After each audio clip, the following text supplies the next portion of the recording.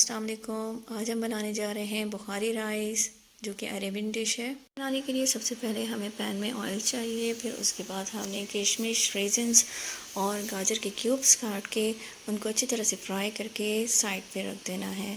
फिर उसके बाद हमने ऑयल में, उसी सेम ऑयल में प्याज काट के स्लाइस में फ्राई करनी है। साथ में बे लीव्स एंड लौंग जो है वो हमने ऐड कर देने हैं। प्याज को अच्छी तरह हम गोल्डन ब्राउन कर देंगे।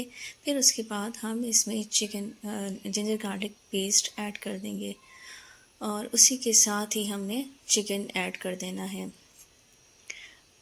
चिकन को अच्छी तरह भून के और उसी दौरान हमने काली मिर्चें और ज़ीरे का पाउडर डाल देना है, नमक डाल देना है और एक नींबू। अगर आपके पास ये नींबू नहीं तो ड्राई नींबू ले सकते हैं और टोमेटो पेस्ट डाल के इसको अच्छी तरह भूनना है।